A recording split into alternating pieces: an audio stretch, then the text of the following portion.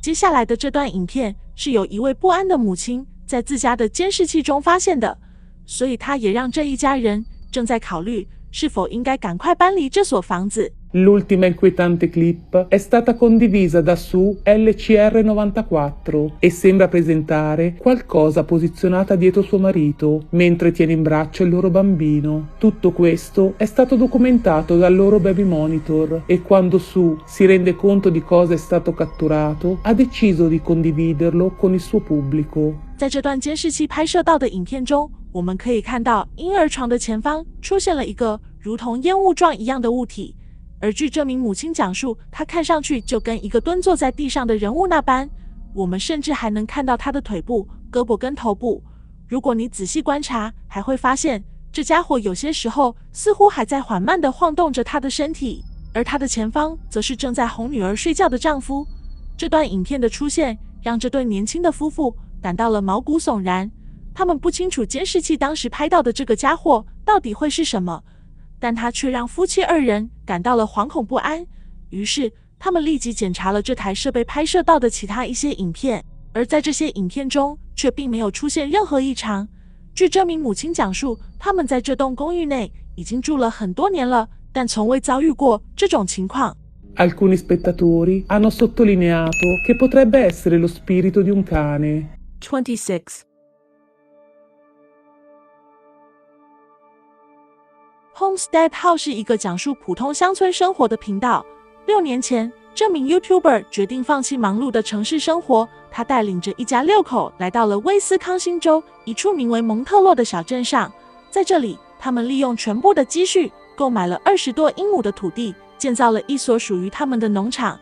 一家人从头开始学起了养殖家畜以及种植农作物，他们把这里打理得井然有序，并把这些制作成了影片分享给大家。而他们所分享的这些故事，渐渐的也让很多人向往他们的这种田园生活。可是在2021年6月，他们分享的这段影片中却出现了一些跟以往的那样的生活纪录片截然不同的内容。此时，农场的这名男主人正坐在电脑前讲述他昨晚这一奇怪的发现。 Something flew overhead and I got shots of it on here. So now I'm going to show the girls this. You need to clean your screen. Yeah, I do. Keep going. What is that? I swear to God, I did not edit that. This photo isn't edited at all. I didn't even change the bright. 这名 YouTuber 正兴奋地在向女儿们展示昨晚他的那台天文望远镜所拍摄的这段影片。从画面中，我们可以看到一个奇怪的发光物体正从他们的房屋上空快速地驶过。这名 YouTuber 说到，他不知道除了幽浮之外，还可以用什么来解释它。当他把拍摄到的部分画面放大后，他注意到这家伙似乎跟我们已知的那些飞行器存在着很多不同之处。首先是这家伙发出的耀眼亮光，而且它的外形看上去就像是一个椭圆形那般，在这个物体的上方还有一排红色的小光点。What? What are these red things? There's 1, 2, 3, 4, 5. There's 6, 8 7. aliens in it. And they're all There are sitting 8 in the windows. seat. They're from Mars. 25下面这段影片来自 SpaceX 最近一次任务的直播画面，此时的相机正在调整着它的拍摄位置，而就在这时画面中却突然出现了一个奇怪的家伙。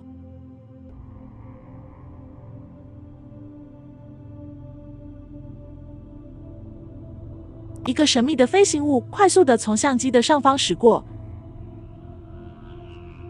如果我们将画面放大，你可以看到它在飞过这里时，就像是还在不停地旋转着那样。对此，就有不少观众认为，那或许只是一些从此飞过的太空垃圾而已。但还是有不少人不同意这一说法。有人就发现，这其实并不是 SpaceX 第一次拍摄到这样的家伙出现在它的火箭周围，而在另一次火箭的发射任务中就拍摄到过一个类似物体。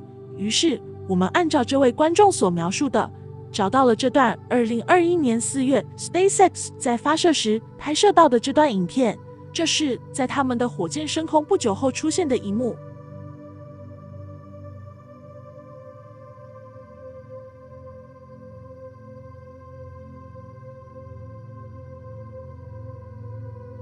从画面中，我们可以看到一个黑色的神秘物体从画面的右侧出现，然后向着左侧快速的移动。这是猎鹰9号火箭分离时拍摄的一段画面。这个奇怪的家伙就刚好在此时从这两段断开的火箭中间快速的飞了过去，而且它看上去也是在不停的旋转着那样。但目前为止 NASA 又或是 SpaceX 却并没有对于这些奇怪的物体给出任何说明。24这是一段由 David Steinberg 在2013年时分享的影片，在这里面，他向我们展示了发生在他家里的这样一起离奇的遭遇。让我们先来看一下他拍摄到了什么。Astrid, what's going on? What is it, puppy?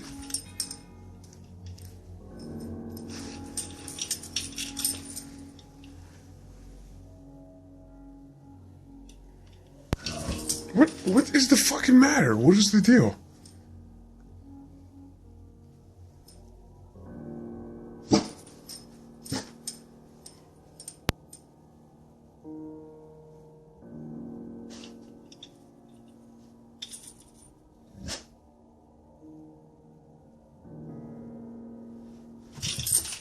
What the fuck?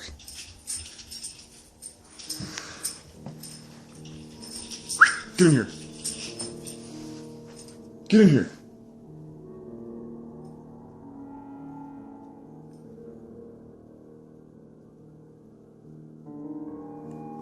Get in here. What is the deal? Astrid, you're freaking me out. Come here. Come on. 虽然在戴维的这段影片中，我们并没有发现有什么可怕的东西出现在了他的卧室内，但戴维的狗狗却似乎就像是发现了什么可怕的东西那样，让他感到了恐惧。他拒绝进入主人的卧室内，只是站在门口望着自己的主人，甚至有些时候，我们还能看到他站在门口突然往后退，就像是有人触碰到了他那样。所以这段影片也使得不少观众相信 David 的狗狗一定是发现了房间内存在着某些它的主人看不到的东西。What is the fucking matter? What is the deal?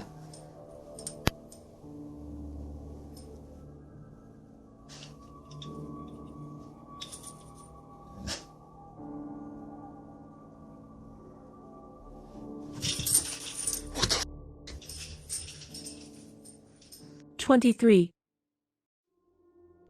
2022年9月3日，隶属于 BBC 的德州 KXAN 新闻频道报道了这样一起发生在德克萨斯州威廉姆森县布希克里克地区的幽浮目击事件。当晚，在这座人口不足2000的小镇上，竟有几十人声称看到了夜空中出现的这一幕。No. Yeah. Moving. Dude, that's a UFO for sure. Yeah, that's pretty good. Yo, it's like that thing they showed on the Oh, TV. whoa. What is that? 这奇幻的一幕犹如夜空中正在上演着一场灯光秀那般，让这些当地的居民感到了惊讶不已。据这些目击者讲述，当有人在发现他们时，很多人只是以为那可能就是几台无人机，但在很长一段时间后，他们却发现这些奇怪的光球却仍旧一动也不动地停在空中，直到越来越多的人发现了这一幕后，这其中的2个光球才开始了，就像是脱离了这个编队那样，朝着地面缓缓地落了下来，随后便突然消失在了夜空中。而留在那里的3个光球，也在不久之后以同样的方式消失在了这里。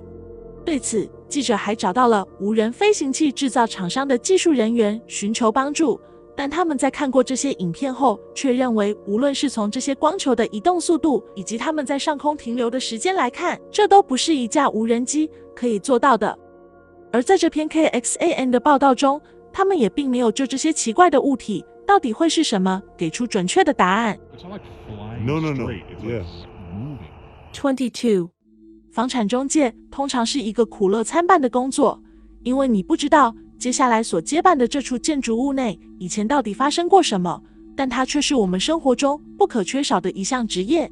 2016年6月，一位 Reddit 用户就像我们分享了这样一段二手房屋在出售时发生的离奇故事。据分享者讲述，他家对面这栋房子里住着一对年迈的老夫妇。几年前，这家的女主人因为一场疾病离开了她的家人，不久之后，她的丈夫也相继离世。而他们的房子在空闲了1年多的时间后，这对老夫妇的儿女就想将它卖掉，于是他们便委托一位当地的中介来处理相应的事宜。在这名中介对这栋房子进行了简单的检查后，并请人拍照做成资料，准备在一次拍卖会上将它展出。而就在他拍摄的这些照片中，却有这样一张出现了异常。当分享者在第一次看到这张照片时，他也感到了疑惑，而当时负责拍摄工作的恰好是他的一位亲戚，于是他拿到了这张原始的相片，并把它上载至了一家名为 Photo Forensics 的照片鉴别网站。而这张被鉴定的照片，除了被分享者模糊掉的拍卖方的名字之外，却并没有发现任何异常。而当时前去拍摄的工作人员也只有摄影师跟这名被委托的中介。从这张照片中，我们可以看到这处废旧的房子内似乎还出现了另外一个奇怪的人物，但他看上去却并不明显。这家伙有些像是烟雾般的那样全身呈白色，很多当地的居民则形容这家伙就像是一个手脚被绑住了的囚犯那样。而在当地却有这样一个传闻，据说这里曾经就是一个大型的种植园，并且当时这里还囚禁了不少的奴隶来为他们工作。但这种传说似乎我们也并无法考证。尽管分享者曾试图提高分辨率来让这个房间内的人物变得更清晰一些，可是效果也并没有他想象中的那么明显，这个奇怪人物的细节仍旧无法辨认。虽然分享者表示他对于这种超自然事件一直都持怀疑态度，但这次他却并不确定该如何看待这张房产销售中出现的诡异的照片。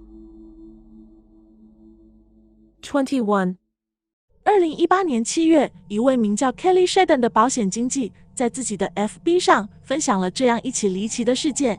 一处位于加拿大爱德华王子岛西部的农场，在2018年6月29日的凌晨时分，这里的一台农用耕耘机突然自己移动了起来，并险些撞上农场内的一栋装满燃料的房子。而这一切却被安装在院子里的监控器清楚地拍摄了下来。从这台监控器拍摄到的影片中，我们可以看到这台正在行驶中的耕耘机朝着院子里的一处角落驶去。但如果我们仔细观察，你会发现它的驾驶座上其实根本没有任何驾驶者。而接下来便是另一台监视器拍摄到它穿过院子里时的画面。从这里面我们可以看到它行驶的速度似乎非常的慢，甚至有些时候还能看到它突然停顿了一下才继续向前驶去，直到撞上了这栋房子前的大树后，它才停了下来。而据 Kelly Shedden 讲述，幸好他撞上了房子前的这棵树木，不然的话，如果他撞向了这栋装满燃料的简易房子，可能会造成至少1万美金左右的损失。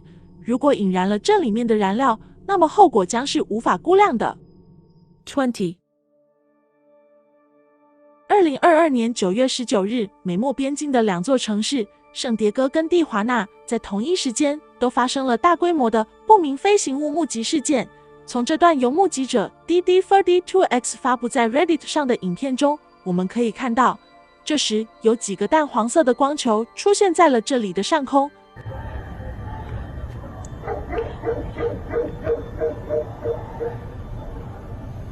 至于它是否是属于同一个物体，还是几个飞行器正在编队飞行，目前我们还尚不清楚。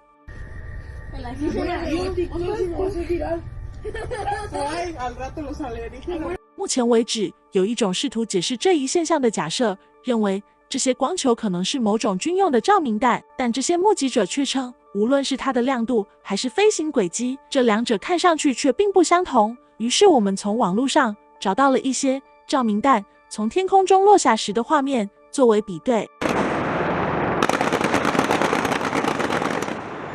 从这2段影片中，我们可以看到这些照明弹的亮度似乎要比那些奇怪的小光球要亮很多，而且照明弹的尾部多少都带有一条细长烟雾状的尾巴。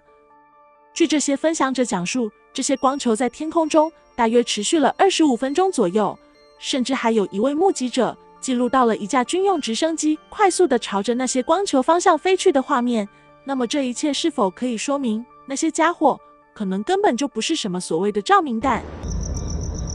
Those are like normal, but I wonder if he's going, he or she, whoever's flying it, are going where the lights are. 而更神秘的是，有网友在查看当时的航空地图时，他们发现在此空域飞行的只有2架民用航空公司的飞机，而且有一架还被标识为红色，据说这是由于它关闭了应答器造成的。对此就有观众猜测，它是否是受到了这些光球的影响。目前为止，我们也没有找到这2国任何一方对于此次目击事件的官方说明。And looks to be a military helicopter. 19. 其实很多人在自家安装监控系统时，他们并没有期待能在这里面发现些什么，而更多的则是依靠这些设备能起到一定威慑跟警示的作用。反而在有些时候，当我们在收到这些设备发来的提示讯息时，可能会让我们感到更加担心。2020年11月 Reddit 用户 OneOndo1ans 分享了这样一段自家监控器拍摄到的影片。据分享者讲述，这是当天凌晨3点左右发生在他家院子里的。从画面中，我们可以看到一个奇怪的物体正从这处露台位置进入分享者的家中。当时，这台设备在侦测到附近出现了运动讯息后，便打开了它的录像功能，所以设备只拍摄到了他在进入房间时的这一画面。据房屋的主人推断，这家伙应该是突然出现在他们的露台上的，因为他如果是从门前的步道上走到这处露台时，监控器可能会拍摄到一段时间更长的录影。而从分享者提供的这张相片中，我们可以看到这个家伙进入的房间是分享者家中厨房的位置，而且当晚他们是在关闭这里的门窗之后才去休息的。因此，按照画面中这个家伙的移动方向来看，他必须直接穿过这扇紧闭的玻璃门后才能进入这里。在这些看过这段影片的观众中，有人形容她就像是一个穿着裙子的小女孩那样进入了分享者的家中，所以他们建议分享者去调查一下他们这栋房子的历史，从这里面可能会找到一些线索。但分享者却回复道，这是他们在购买了这块土地后在上面新建的一栋房子。18.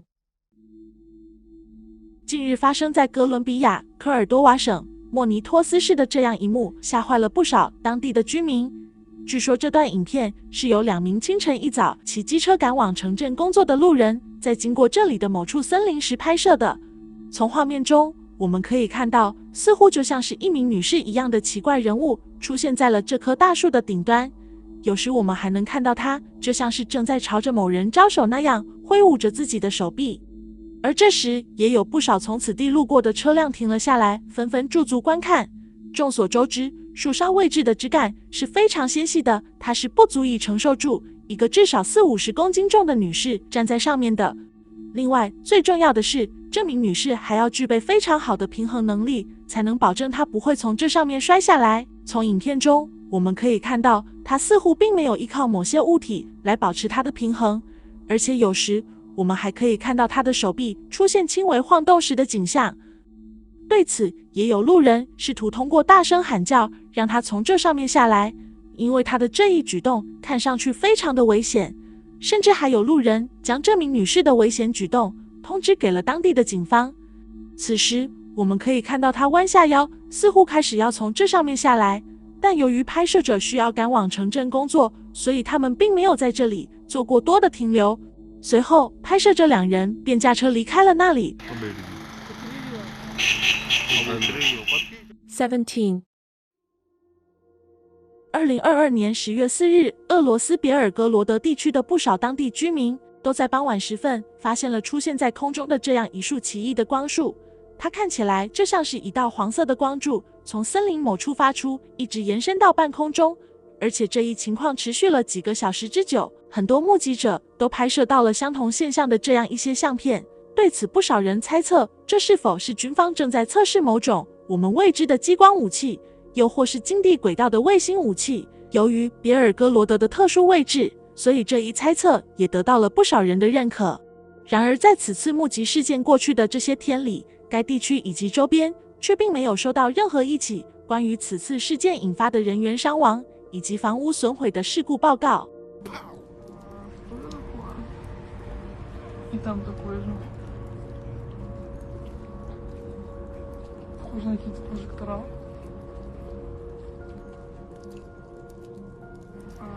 Что это такое? 16.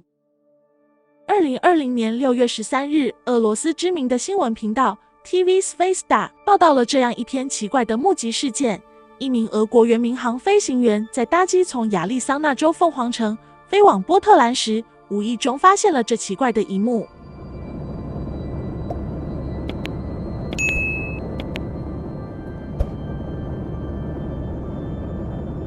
从报道的影片中，我们可以看到，在这架客机的不远处出现了一个黑色的奇怪物体，而且它还拖着2条就像是长长的尾巴一样的东西，有些像是某种怪异的风筝那样，看上去非常的不可思议。据这名俄国飞行员估算，这个奇怪的物体距离他搭乘的这架班机大约有10公里左右，当时他们的飞行高度大约在41000英尺左右，显然似乎没有哪种风筝是可以做到这一点的。对此，看过这段影片的观众提出了这样几种猜测。有人认为这可能并不是一个单独的个体，虽然拍摄者是从它的侧面进行拍摄的，但从有些画面中可以发现，似乎它是2个独立的个体，所以他认为或许这是2架在远处并排飞行的飞机。至于他们拖着的这2条长长的尾巴，则是他们的尾机云。然而，还是有很多观众不同意他的这一观点。他们认为这条长长的尾巴看上去根本就是和这个家伙是一体的，而且如果它是2架飞机的话，作为一名经验丰富的民航飞行员是不可能不认识这一点的，所以这很可能是一架我们未知的外星飞行器。那么你觉得这家伙会是什么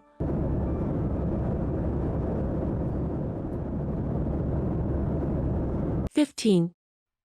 相信大家都有看过温子仁导演拍摄的鬼娃安娜贝尔这部影片，在这部影片中出现的鬼娃安娜贝尔，据说一直存放在华伦夫妇自己的灵异博物馆内，但这个布偶却是因电影的需要制作的一个复制品。2022年的一天，当这家博物馆像往常那样照常接待游客参观时，却出现了些异常。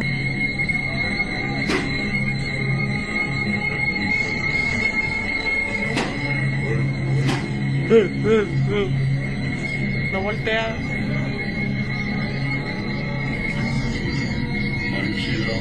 Ya no volteó. Ahí volteó los ojos.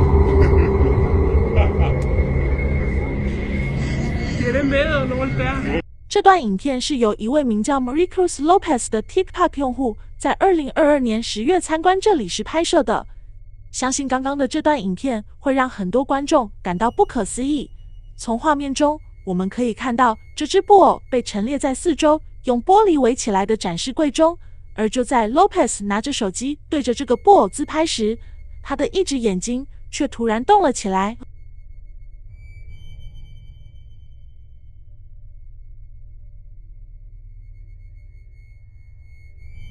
然后就像是我们看到的那样，布偶的眼球转向 Lopez 后又立即转了回来，而此时正在拍摄的 Lopez 却全然不知。对此，不少观众认为，或许电影里展现的那些也并不完全都是假的。也有观众猜测，虽然这个布偶被玻璃罩在了里面，但也有可能是晃动造成的刚刚这一幕，又或许这只是一个博物馆用来招揽游客的噱头罢了。对此，你认为呢？14. 2021年1月4日，《太阳报》报道了发生在缅因州的这样一起离奇的目击事件。在当地一家 IT 公司工作的员工库克，当晚正驾车返回自己的住所，但在他行驶到一处乡村道路时，一个神秘且巨大的黑影却突然从他的车前驶过，这让他感到惊恐不已。起初他只是以为那是一只麋鹿，又或是某些体型比较大的动物。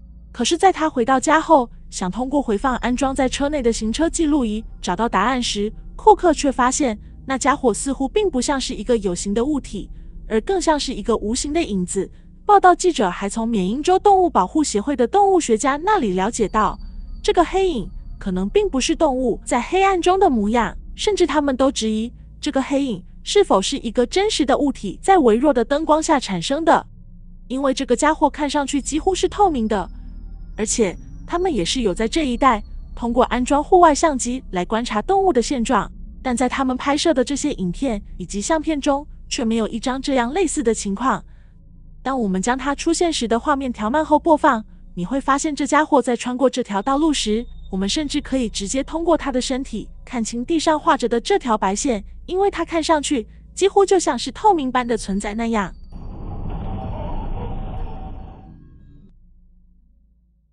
13.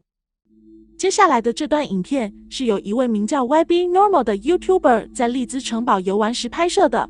利兹城堡是一座建造在英格兰肯特郡伦河河谷中的古堡，它的建造年份现已无法考证。根据分享者的介绍，这里也是亨利八世的女儿卡罗琳公主离世的地方。卡罗琳公主在13个月大时因离奇的头部创伤而去世，可是我们在查阅了一些历史资料后，却并没有找到有关这位公主的任何讯息。但可以确定的是，城堡是亨利八世第一任王后凯瑟琳和她的女儿玛丽公主的住所。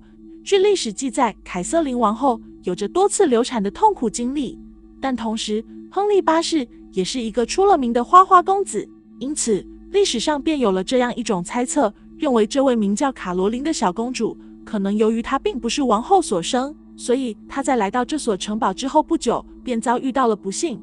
随后这段关于她的传说便在此地流传开来，让很多当地人深信不疑。直到这段影片出现在了网络上之后，它使得不少人相信那就是小卡罗琳公主的鬼魂。在这段影片开始时，我们可以看到这名 YouTuber 正好奇地用相机随意拍摄着些什么，但当他将镜头对准这处紧锁的房间内拍摄时，一个如同烟雾般的影子却出现在了这里。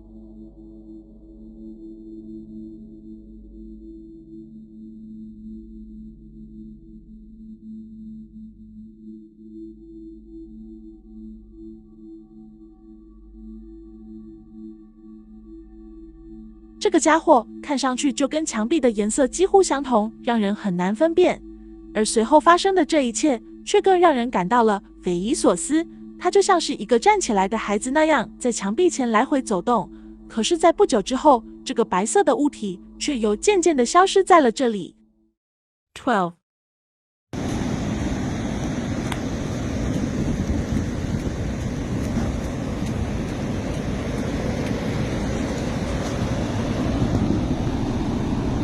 海滩上的奇怪生物。现在我们看到的这段影片是由一位名叫 Marika Lin 的 FB 用户分享的，这是他2022年10月13日一早在俄勒冈州的一处海边上发现的。Lin 是一位当地的渔民，这天清早，他像往常一样来到这里的一座码头上检查自己的渔船，但当他来到这处码头上时， Lin 却发现了出现在沙滩不远处的这个物体。从他拍摄到的这段影片中，我们可以看到，当 Lin 用脚踩在这上面时，似乎软软的，而且这个家伙浑身长满了长长的白色毛发，有些甚至还掉落在了他的附近。据 Lin 讲述，这个家伙浑身散发出一种难以形容的恶臭，所以他推断这一定是生活在海洋中的某种生物死后被海浪带到了岸边。而且几天前，这里刚经历过一场暴雨，但身为渔民的 Lin 却无法肯定这家伙是什么。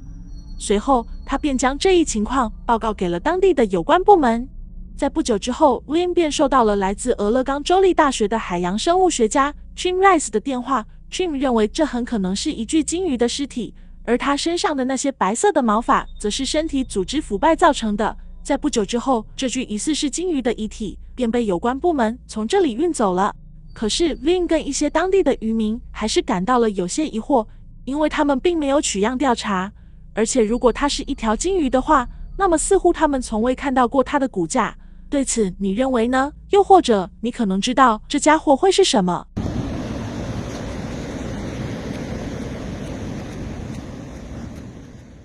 ？11. 监控器捕捉到的诡异人影。接下来的这段影片是由一家名为 Dollar General 的超商内的监控器所拍摄的。Dollar General 位于密苏里州波尔克县休曼斯威尔的小镇上，它也是这座人口为数不多的小镇上唯一的一家规模最大的商超。2020年9月16日早上6点左右，随着一声奇怪的声响，这里的监控器拍摄到了这样一段奇怪的影片。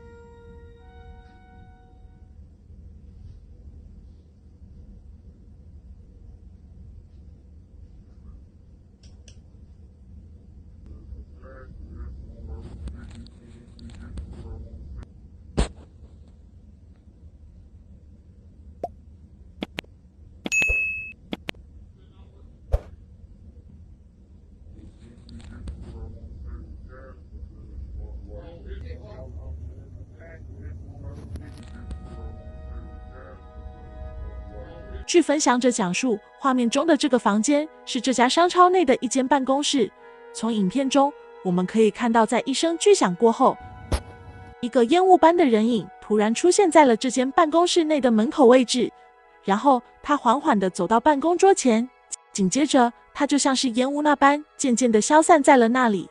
据这名不愿透露姓名的员工讲述，在这个奇怪的人影出现之前的那阵声响，就像是他们这里冷库大门被关闭时发出的响声那样。而在监控器拍摄到那家伙出现的这段时间里，却并不是这里的工作时间，所以这里还没有开门营业。当他们发现这段监控器的录影后，这里的负责人立即将它报告给了当地的警方，但似乎他们却并没有就这个人影给出明确的答案。10 Dmeva Style 是一位乐于分享的 YouTuber， 在他的频道里，我们可以找到一些各式各样关于生活类的影片。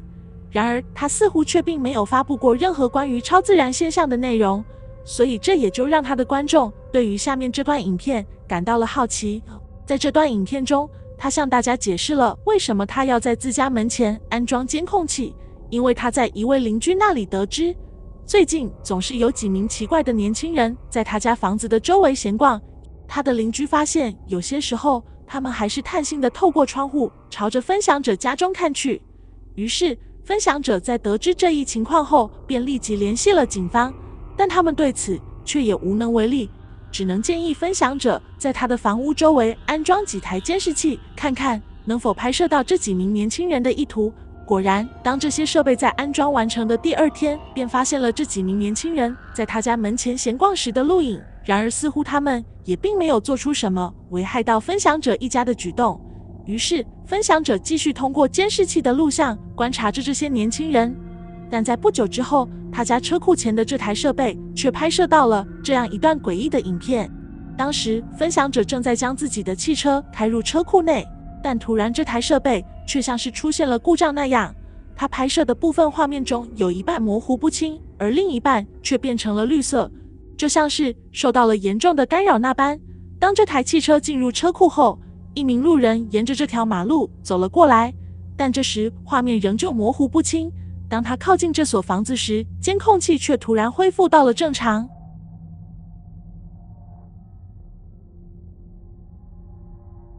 这名奇怪的路人看上去就像是穿着一件黑色的长袍那般，而最不可思议的还是他的头部，甚至有观众将他比喻成17世纪出现的瘟疫医生。也有人猜测，或许就是这名奇怪的路人造成了监控器的故障。有人猜测，因为他需要隐藏自己的踪迹。虽然这很可能就只是单纯的设备故障造成的这一现象，但这台监控器拍摄的这名路人却让不少观众对他展开了天马行空般的想象。Number 9， 监视器拍摄到的神秘幽浮。这段影片是在2022年10月13日晚上8点40分左右，由一台安装在密苏里州堪萨斯城的监控器所拍摄的。先让我们来看一下这里到底发生了什么。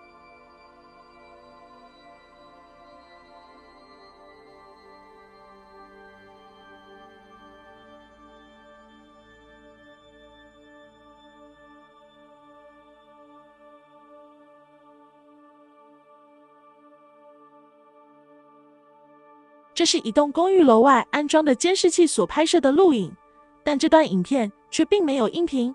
当晚在监控室内值班的 Anthony 在发现了这个家伙后，他立即跑了出去，想看一下那个东西到底会是什么。但当他来到门外时，这家伙却早已不见了。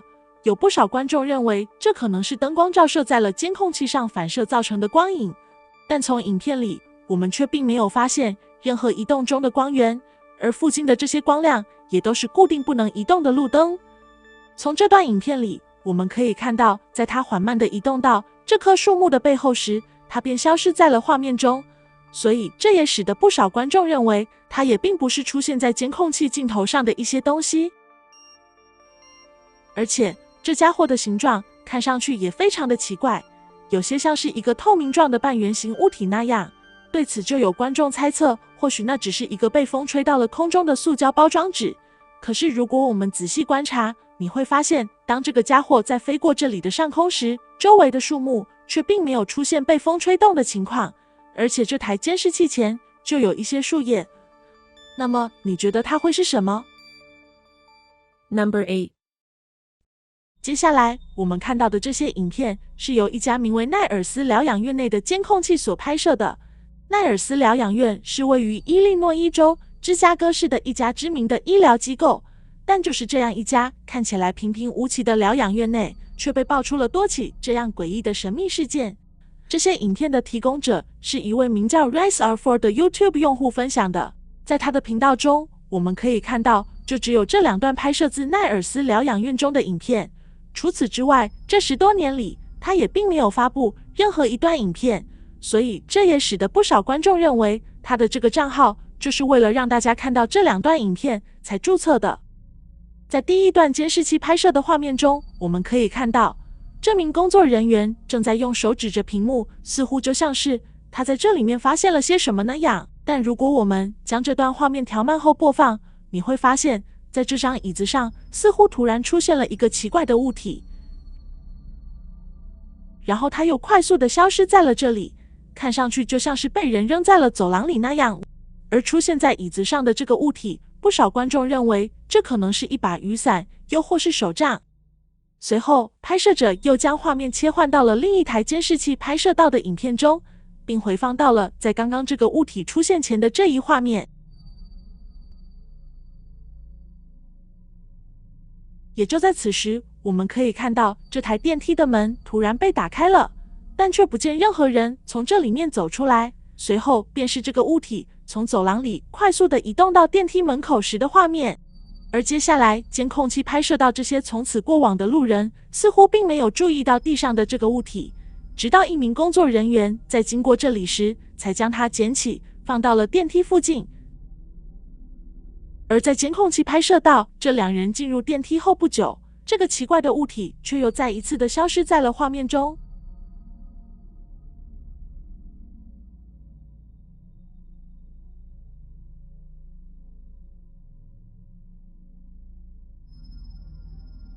据影片的分享者讲述，这段影片的拍摄时间是2012年9月1日凌晨3点左右，而这也并不是监控器拍摄到的唯一的一段令人感到不可思议的录影。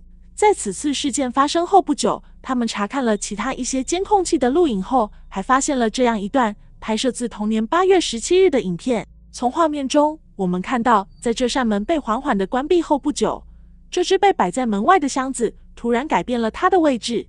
随后，它便移动到了这台监视器的下方。而此时，听到声响的这名工作人员来到这里查看，但当时他似乎却并没有发现任何异常。在这些影片被公布之后，便立即引起了不少人的关注。有人认为，这些医疗机构内多多少少都会存在一些这样类似的情况，而且几乎每一家都有这样的传闻流出。它似乎对这里的工作人员来说也不足为奇，毕竟每年都有很多人从这里离去。那么，你又是如何看待这一系列离奇的目击事件的呢？ Number 7.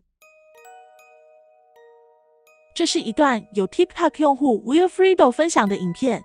在影片开始时，我们可以看到这几名年轻人正跟在一只可爱的小山羊后面，而他们还在这只小山羊的背上捆上了一些青草。看起来这个小家伙正在努力地运输着自己的午餐。而就是这样一段看起来似乎并无异常的影片中，拍摄者却记录到了某种神秘生物的出现。Pucha, ¿qué piensa mi oveja? ¿Acaso yo todavía voy a llevar su comida? tiene que llevar el mismo, tienes que arriesgar si quieres comer. ¿Acaso yo todavía voy a llevar su comida？ 从这段影片中，我们可以看到，当这只小山羊在走了没多远后，便突然停了下来。它似乎就像是发现了什么那样，歪着头朝着空中看去。但也就在此时，一只像是昆虫一样的奇怪生物突然出现在了这只山羊的附近，并快速地消失在了画面中。而当时的这几名年轻人却似乎并没有发现这个家伙。虽然有不少看过这段影片的观众认为这很可能就是一段分享者自己制作的创意影片，但它却引起了我们不少童年时的天真遐想。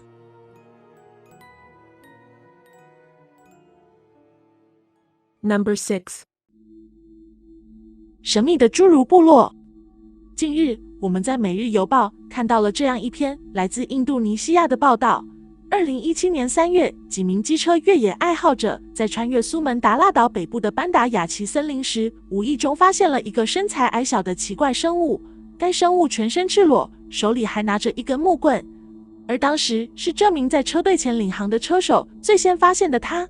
据这名车手讲述，这家伙是从一棵路旁的树上跳到自己的车前的。突然发生的这一切，让这名车手躲避不及，摔倒在了地上。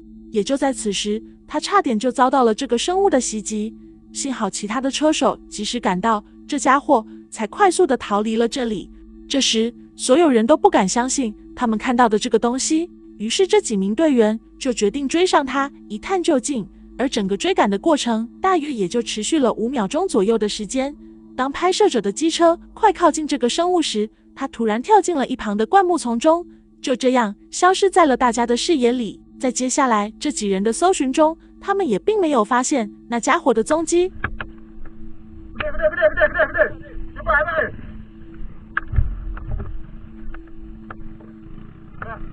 据这几名车手推断，他应该是逃进了附近的丛林里。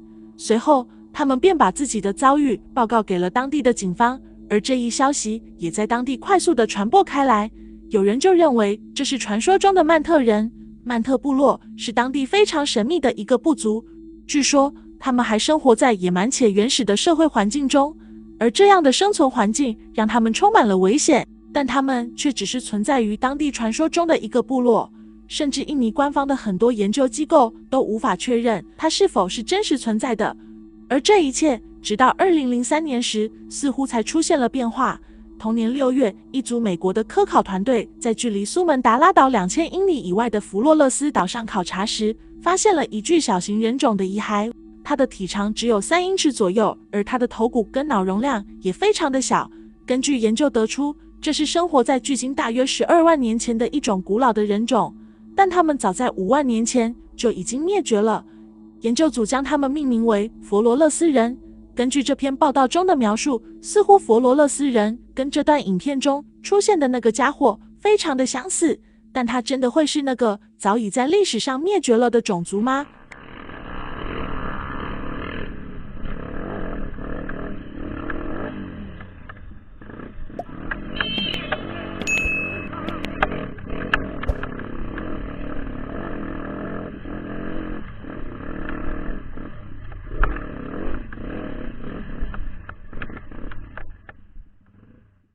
？Number 5. 位于佛罗里达州的圣奥古斯丁市是一座历史悠久的古城，但它也常被誉为全美灵异事件发生最多的地方，而这却绝非偶然。接下来这段发布在 YouTube Paranormal Planet 频道的影片，就带我们参观了一些圣奥古斯丁市现存的古老遗址。Old Spanish fortress still haunted by slaughtered soldiers. 接下来我们看到的这处全美最古老的建筑，它的闻名却是以西班牙舰队在此的疯狂杀戮而闻名的。This right here, the oldest house. 随后，分享者向我们讲述了当时的这一惨案。据称，只在这所房子内被发现的遇难者的人数就多达50余人。When the Spanish armadas invaded the city, they slaughtered 50 people in this room. 接下来，他为了验证这里的那些闹鬼的传闻，拍摄者在这处建筑物关门时，将几台延时相机架设在了房间的各处。等到次日，他再将这些设备取回。然而，当夜幕刚要降临时，一个人影却出现在了这处房间里。据分享者讲述，这个黑影绝非是人为造成的。从影片中，我们可以看到光亮是从画面上方的这些窗户里照射进来的，而相机所在的位置附近却并没有光亮。也就是说，这不可能是人从这台相机的后方走过时产生的人影。而且在这段影片的开始时，我们可以看到这个黑影似乎是从这处房间里开始出现的。对此，很多观众认为，为什么大家始终将鬼魂跟这座城市联系在一起？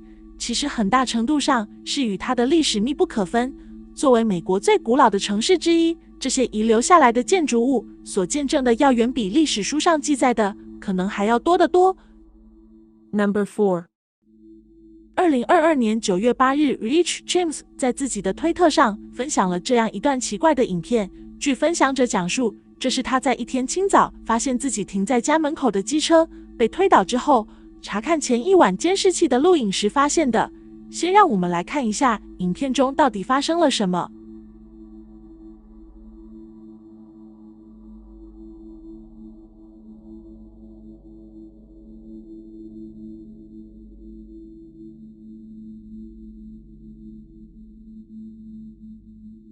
从画面中，我们可以看到停在路边的这台机车在不明的原因下开始了移动，随后在它转了一个弯后便摔倒在了地上。据分享者 Rich 讲述，他家门前的这条道路并不是坡道，而且当晚这里也没有刮起大风。这一点似乎我们通过地上的这些垃圾就可以验证，因为它们并没有被风吹动过的痕迹。也有观众相信，这样的车型起码在100-200公斤左右，所以它们是很难被风吹倒的。如果我们仔细观察这台机车在转弯后的这段画面，你会发现它其实并没有立即倒在地上，而是停留了一段时间后才出现的这一幕。所以这也使得不少观众相信，这台机车一定是在某种神秘力量的作用下才让它倒在了地上。虽然网络上也存在着很多这样类似的影片，它们同样显示了在没有人为因素的干扰下，这些机车却无故地倒在了地上，这让人感到非常的不可思议。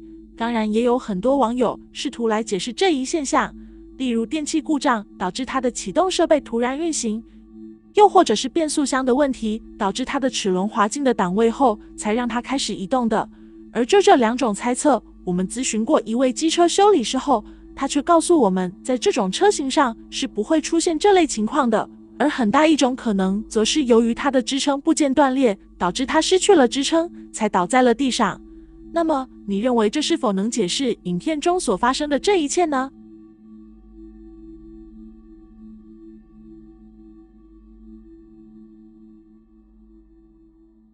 ？Number 3。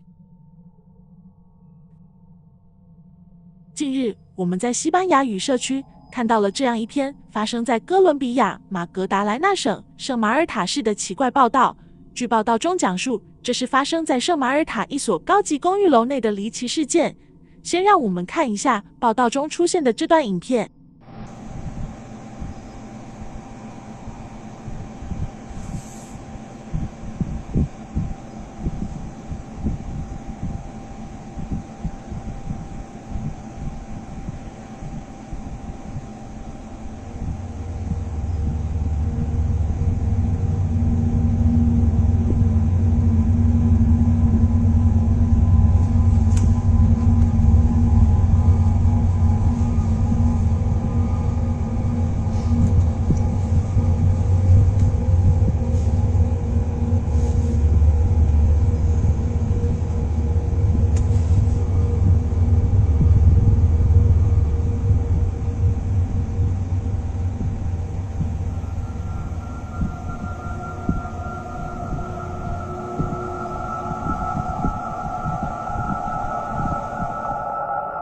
当时正在这处担任巡视工作的这名安保员发现有人正在公寓的门外向他打招呼，于是他便走了过去，打开了公寓的大门，并让他进入了这里。此时我们还可以看到这名安保员还在不时地说着什么。随着影片的继续，我们可以发现那里除了这名安保员外并没有其他人，而他似乎正在跟一些我们看不到的东西讲话。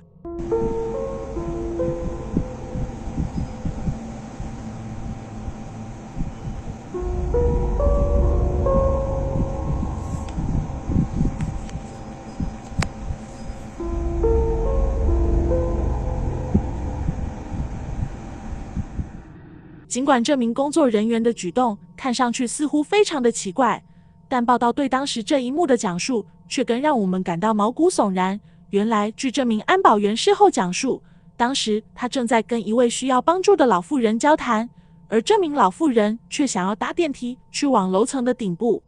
正如我们看到的那样，画面中并没有这名安保员口中提到的那位老妇人，而在很长一段时间里，这名安保员却一直在向那位老人解释，这里的楼层顶部在晚上是关闭的，这也是为了居民们的安全，所以他也没有办法带他进入那里。而在他们交谈了很久之后，他在监控室内的同事却发现了这名举止怪异的安保员，于是他用步话机联系到了他。在他的这位同事告诉这名安保员他的附近并没有任何人时，这名工作人员在愣了一会后立即跑回了监控室内。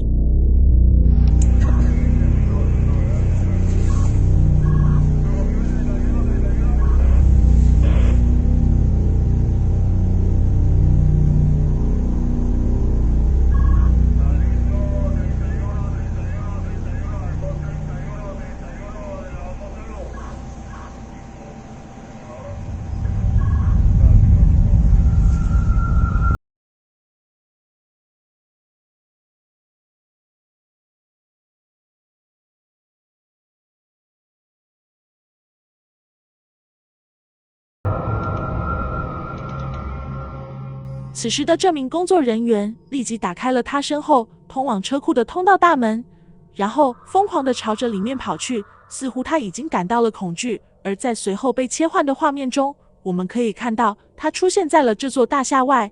紧接着，这名安保员并没有停下脚步，而是朝着大厦另一侧外的监控室的方向继续跑去。Number 2. 杰佛逊幽灵酒店。杰佛逊酒店是一座位于德克萨斯州马里昂县的古老建筑，它的历史可追溯到1851年左右，而它的建成也是主要面向底层社会。由于酒店接待的旅客过于繁杂，所以在它的历史上，这里也曾发生过很多不幸的案件。在杰佛逊酒店拥有德州最古老的建筑头衔之外，这里也被誉为是灵异事件发生最多的地方。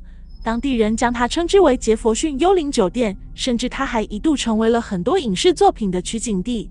由于发生在这里的众多灵异目击事件几乎都是旅客所拍摄的，所以很难证明它的真伪。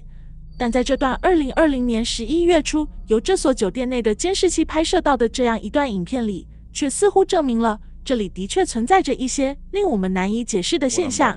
So you see right here, there's a light switch. Now this light switch right here has to be manually pressed. It's not hooked up to anything wireless or anything like that, and there's no motion or whatever. So when you manually press the button, it dims the lights. You can see the hall dimming out right there. 在这段影片的开始时，这位名叫埃里克的工作人员向我们展示了走廊里的灯具开关的所在位置。当这个开关被按下时，走廊里的灯光才会熄灭或是开启。可是，在同年11月2日发生在走廊里的这一幕，却会让我们感到匪夷所思。And that is the light switch kind of right there where I just showed you in the video. So I was standing right here showing an example. But everybody else is standing here and you can tell there's nobody by the light switch. But watch what happens.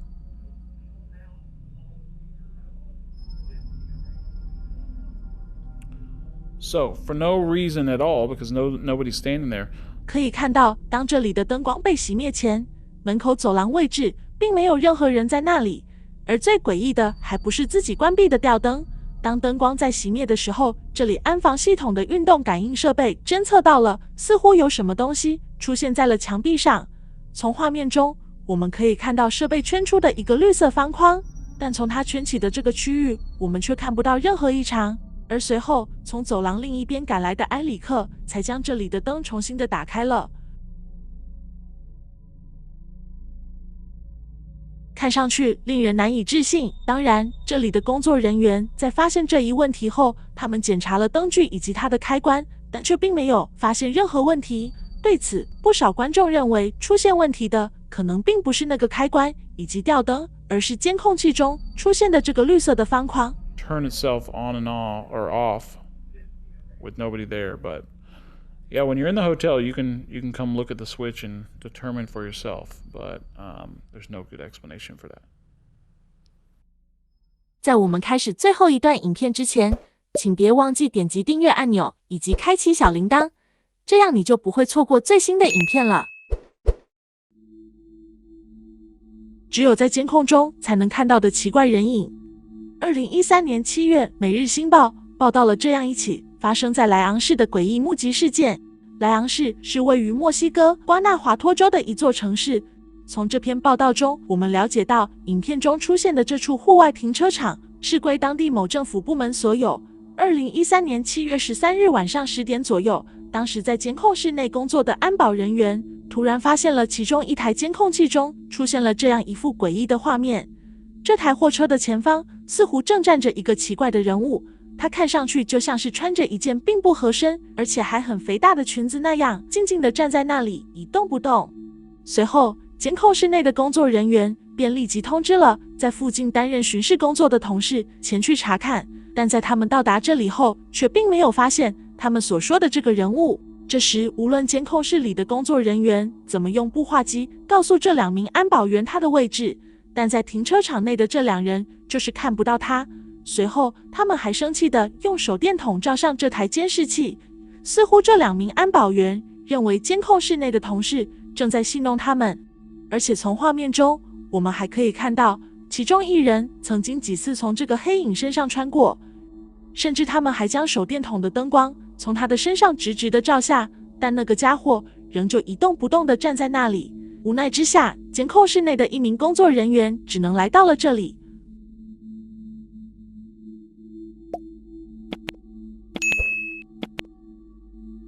而这一切看上去的确让人感到有些诡异。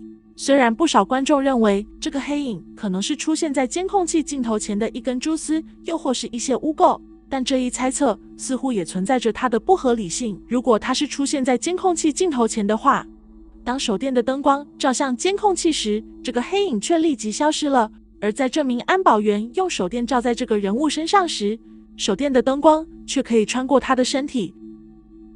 那么，这很可能说明了它根本就不是存在于镜头上的一些东西，所以它也使得不少观众相信，这里可能的确出现了一些令人难以解释的灵异现象。甚至还有人称，这处建筑物以及它的停车场在修建时就曾挖掘出了不少的骸骨，但我们却并没有找到关于这个说法的相关报道。而在这篇报道中，《每日新报》的记者也并没有就这一现象做出过解释。¿Qué hago? No hay nada. Hasta ahí está don Enrique y Cristian. Está atrás de...